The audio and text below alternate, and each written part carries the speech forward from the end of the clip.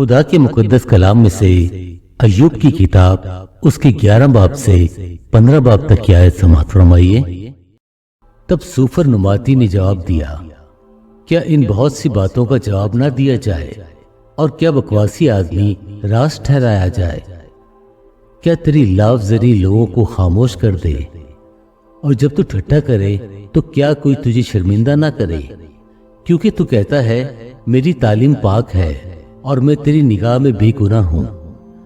کاش خدا خود بولے اور تیرے خلاف اپنے لبوں کو کھولے اور حکمت کی اسرار تجھے دکھائے کہ وہ تاثیر میں گناہ گون ہے۔ سو جان لے کہ تیری بدکاری جس لائق ہے اس سے کم ہی خدا تجھ سے مطالبہ کرتا ہے۔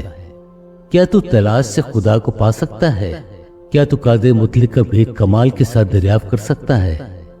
وہ آسمان کی طرح اونچا ہے، تو کیا کر سکتا ہے؟ وہ پاتال سے گہرا ہے، تو کیا جان سکتا ہے؟ اس کی ناف زمین سے لمبی اور سمندر سے چوڑی ہے۔ اگر وہ بیچ سے گزر کر بند کر دے اور عدالت میں بلائے تو کون اسے روک سکتا ہے؟ کیونکہ وہ بےہودہ آدمیوں کو پہچانتا ہے اور بدکاری کو بھی دیکھتا ہے، خواہ اس کا خیال نہ کرے۔ لیکن بےہودہ آدمی سمجھ سے خالی ہوتا ہے، بلکہ انسان گورخر کے بچے کی طرح پیدا ہوتا ہے۔ اگر تو اپنے دل کو ٹھیک کرے اور اپنے ہاتھ اس کی طرف پھیلائے، اگر تیرے ہاتھ میں بدکاری ہو تو اسے دور کرے اور ناراستی کو اپنے ڈیروں میں رہنے نہ دے، تب یقیناً تو اپنا منہ بے داغ اٹھائے گا، بلکہ تو ثابت قدم ہو جائے گا اور ڈرنے کا نہیں، کیونکہ تو اپنی خستہ حالت کو بھول جائے گا۔ تو اسے اس پانی کی طرح یاد کرے گا جو بہہ گیا ہو، اور تیری زندگی دوپہر سے زیادہ روشن ہوگی، اور اگر تاریکی ہوئی تو وہ صبح کی طرح ہوگی۔ اور تو مطمئن رہے گا کیونکہ امید ہوگی، اور اپنے چوگرد دیکھ دیکھ کر سلامتی سے آرام کرے گا۔ اور تو لیٹ جائے گا اور کوئی تجھے ڈرائے گا نہیں، بلکہ بہترے تجھ سے فریاد کریں گے۔ پر شریروں کی آنکھیں رہ جائیں گی، ان کے لیے بھاگنے کو بھی راستہ نہ ہوگا، اور دم دے دینا ہی ان کی امید ہوگی۔ 12واں باب۔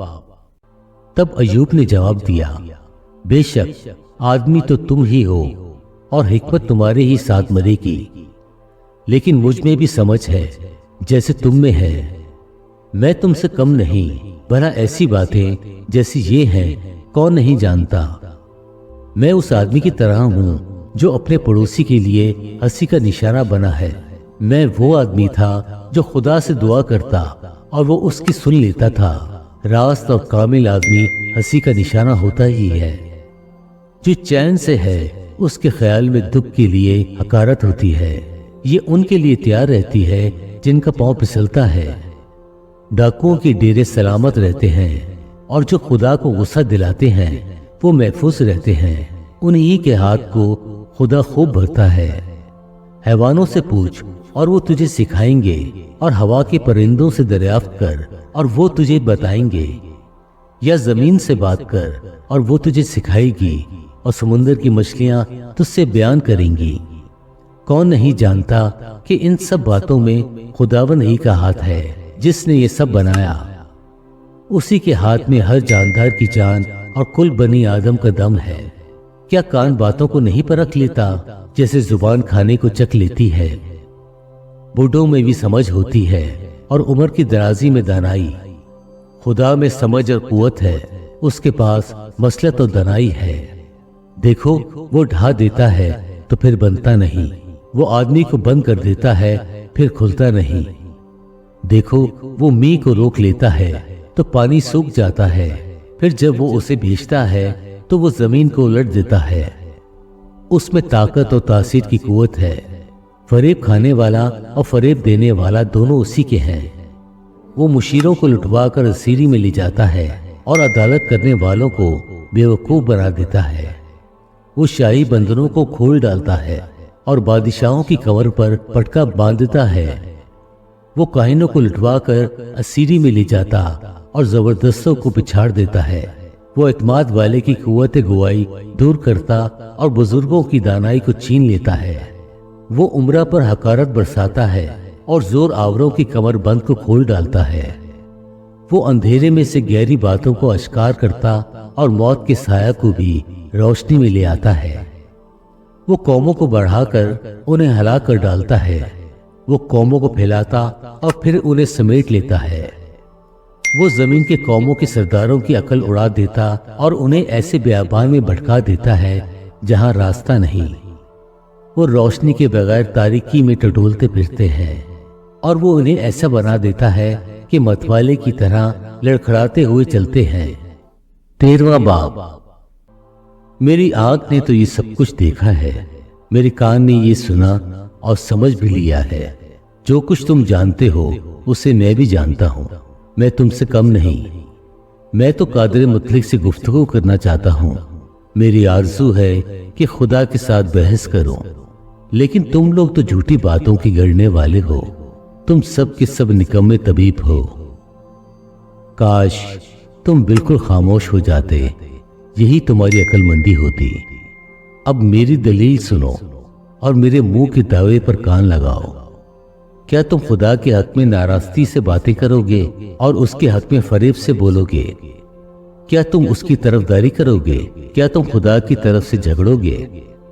کیا یہ اچھا ہوگا کہ وہ تمہاری تفتیش کرے؟ کیا تم اسے فریب دو گے جیسے آدمی کو؟ وہ ضرور تمہیں ملامت کرے گا اگر تم خفیہ طرفداری کرو۔ کیا اس کا جلال تمہیں ڈرانا دے گا اور اس کا روپ تم پر چھا نہ جائے گا؟ تمہاری معروف باتیں راکھ کی کہاوتیں ہیں، تمہاری فصیلیں مٹی کی فصیلیں ہیں۔ تم چپ رہو، مجھے چھوڑو تاکہ میں بول سکوں، اور پھر مجھ پر جو بیتے سو بیتے۔ میں اپنا ہی گوشت اپنے دانتوں سے کیوں چباؤں اور اپنی جان اپنی ہتھیلی پر کیوں رکھوں؟ دیکھو وہ مجھے قتل کرے گا، میں انتظار نہیں کروں گا۔ بہرحال میں اپنی راہوں کی تائید اس کے حضور کروں گا، یہ بھی میری نجات کا باعث ہوگا، کیونکہ کوئی بے خدا اس کے سامنے آ نہیں سکتا۔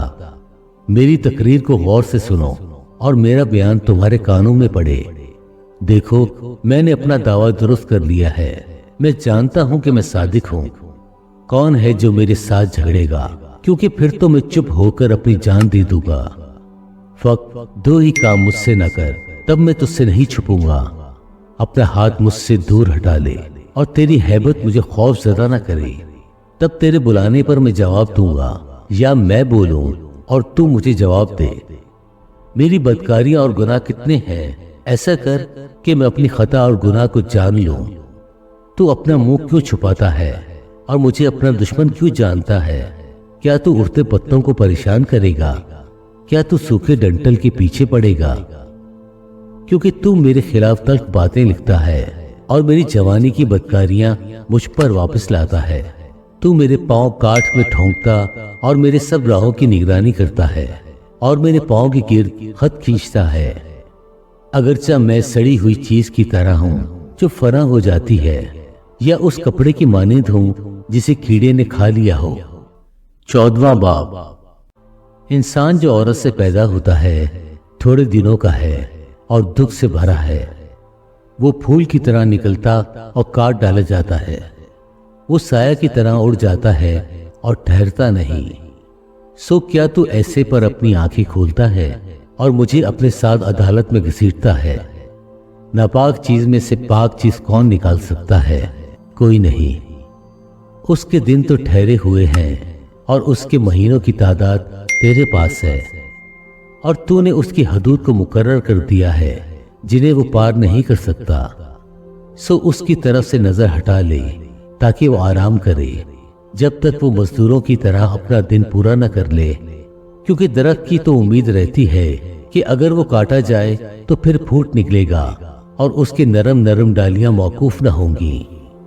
اگرچہ اس کی جڑ زمین پر پرانی ہو جائے اور اس کا تنا مٹی میں گل جائے، تو بھی پانی کی بو پاتے ہی وہ شگوفے لائے گا اور پودے کی طرح شاخیں نکالے گا۔